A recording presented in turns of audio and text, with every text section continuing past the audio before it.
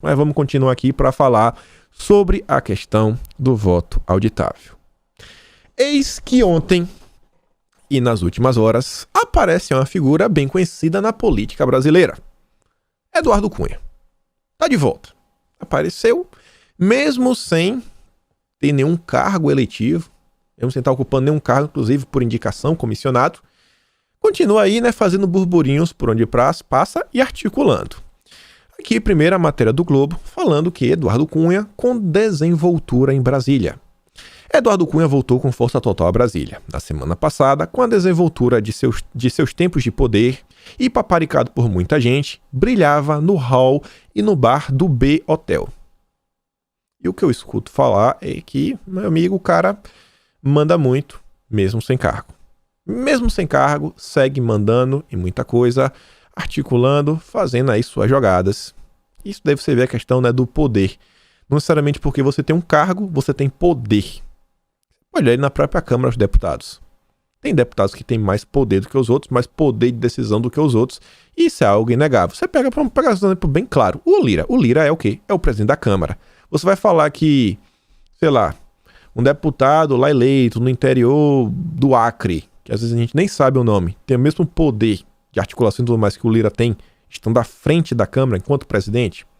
Rodrigo Maia também, quando mandava muita coisa. E o Eduardo Cunha parece que mesmo sem cargo, tá fazendo aí, aprontando.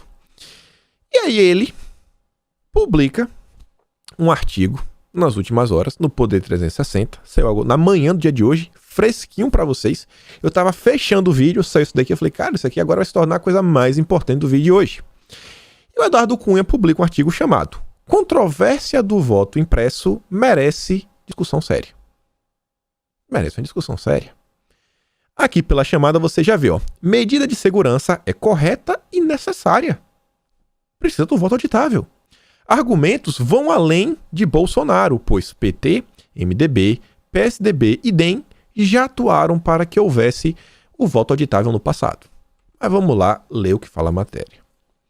Evidentemente, não creio em fraudes no processo eletrônico de votação, nem acredito na capacidade de uma suposta conspiração existente para alterar o resultado. Beleza. Mas mesmo não acreditando nisso, mesmo sem acreditar que não existe fraude, também não podemos descartar que em algum momento isso seja possível. Não é porque você nunca foi assaltado em casa que vai deixar a porta sem tranca ou aberta, para que alguém se sinta à vontade para invadi-la. Correto? O discurso de segurança das urnas e do processo não são, por si só, suficientes para que não se discuta a preservação dessa segurança e da tão alardeada eficiência, que só poderia ser testada com mecanismos de controle. Da mesma forma que nós desenvolvemos tecnologicamente para termos esse avanço, outros poderão desenvolver mecanismos que possam corromper a segurança alcançada. Do mesmo jeito que assim, a tecnologia é isso. Quanto maior a segurança, ao mesmo tempo maior a capacidade de quebrar a segurança. Desenvolvem, o tempo todo. O Windows vai lá, lança a atualização e com às vezes uma nova atualização é uma nova brecha, é um novo mecanismo, e do outro lado também pessoas desenvolvendo novos softwares para tentar quebrar o sistema, quebrar, ter acesso, achar algum ponto lá para fazer algum exploit, tá lá. Procurando alguma backdoor, é o tempo todo isso. É um jogo de gato e rato que nunca para. Então a gente não pode se furtar de aumentar a nossa segurança. Você vê os aeroportos. Olha como eram os aeroportos, 20 anos atrás, 30 anos atrás. Olha como é o aeroporto hoje. Olha como são os bancos. Olha, cada vez mais tem que ter segurança. Então por que a gente não vai aplicar o mesmo conceito para a questão do voto auditável? Vocês já estão cansados de saber disso. E aí fica a pergunta, por que alguém que tem segurança no sistema existente brigaria tanto para que não se tenha um mecanismo de controle? O controle confirmaria o resultado eleitoral. Esse é o objetivo de todos. Saber que esse mecanismo existe inibirá as tentativas de fraude.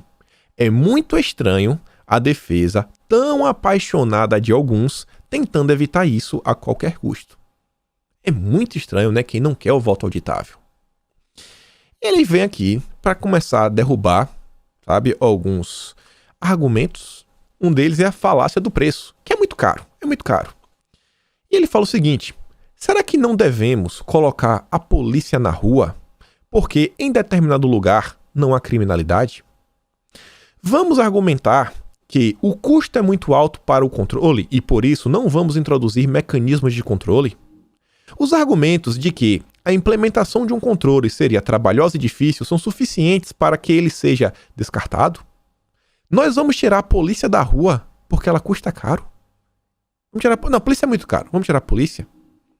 Eu sou daqueles que pensam diferente disso, por razões distintas dos defensores apaixonados do voto impresso, ou seja, não creio que a eleição corra o risco de que tudo seja adulterado se não adotarmos esse controle. Mas também não posso concordar que existam tantas dificuldades assim e que esse custo alto de controle deva ser evitado. E segue ele lá em sua defesa. Afinal, a democracia tem seu custo. Prefiro preservá-la garantindo a integridade do processo eleitoral do que deixar que a dúvida perene no discurso, na sociedade. Se a questão é o custo, olha só, se a questão é o custo, não falando de dinheiro, poderíamos começar pela existência da própria justiça eleitoral. Pessoal, aqui é uma informação que talvez muitos de vocês não saibam. Quantos países do mundo adotam um tribunal específico para isso? Certamente, o mecanismo de controle seria muito mais barato. Aqui ele não botou a resposta, né? Mas o TSE, um Tribunal Superior Eleitoral, eu desconheço um país que tenha isso. Um ramo dentro do judiciário só para cuidar de eleições. E todo o custo, né? É um prédio, computadores, um sistema, cargos comissionados, tudo mais, né? O custo, só para você implementar a urna, é mais barato. E ele diz, a nova sede do TSE em Brasília, com seu elevado custo de implementação e manutenção, é um dos marcos desse gasto nababesco. Eduardo Cunha já bate aí, né? Em quem está contrário, dá uma cutucada nos partidos, faz críticas ao TSE, o cara tá on fire, mas a notícia boa tá por vir. No próximo slide a gente chega lá. E não que eu queira acabar com a justiça eleitoral, só realçar que ela foi a opção do legislador para tratar do processo eleitoral no país, certamente visando ao controle e à segurança das eleições. É a mesma lógica. O voto de auditável tem a mesma finalidade. Também poderíamos falar sobre o grande custo, agora aumentando ainda mais do fundo público para o financiamento de partidos para as eleições. Tira do fundão, amigo. Tira do fundão de 6 bilhões e coloca o voto auditável. E aí agora, vejam só, histórico e interferências. E vem falando aí de várias coisas que vem acontecendo. Ele fala, vamos fazer aqui um retrospecto, sabe, do voto auditável. Isso é que é importante para tentar trazer uma solução. E a gente esquecer até a comissão que está rolando. Aquela comissão que a esquerda quer derrubar, que alguns ministros do STF pediram para os caciques esquecerem essa história de voto auditável. E o Cunha lembra o seguinte, que é importante fazer um histórico da discussão do voto impresso. Ela vai além de uma aquarela política recente do atual presidente ou de uma bandeira para polemizar a eleição. Na verdade, a discussão hoje na Câmara dos Deputados nem precisaria existir. Opa, peraí. A discussão na Câmara nem precisaria existir. Quer dizer que aquela briga lá do Felipe Barros, lutando até o fim junto com Paulo Eduardo Martins para não deixar que fosse enterrado na sexta-feira, nem precisava existir? Sim, nem precisava existir. A casa, olha só, a Câmara dos Deputados já aprovou em 2015 uma proposta de emenda constitucional à PEC 182J de 2007, que está no Senado desde 2015, onde leva o número 113/2015. Opa! Temos uma PEC que está no Senado. E essa daqui não é aquela de Bolsonaro, que foi aprovada e tudo mais e o pessoal derrubou. Essa PEC foi relatada na Câmara pelo Rodrigo Maia.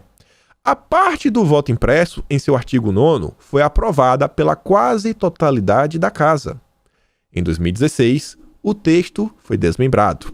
Só o seu artigo 4º foi votado, concedendo uma janela de 30 dias para troca de partidos sem perda de mandato. Naquele momento, diversos deputados trocaram de legenda, incluindo então o deputado Jair Bolsonaro, que trocou o PP pelo PSC. Os demais artigos da PEC, incluindo o voto impresso, estão parados. Estão na CCJ do Senado, aguardando deliberação. Para que a confusão na Câmara? E aí, já vê o nome, na CCJ. Quem está na CCJ neste momento é o Alcolumbre. Já temos uma pessoa aí que tem que entrar na jogada.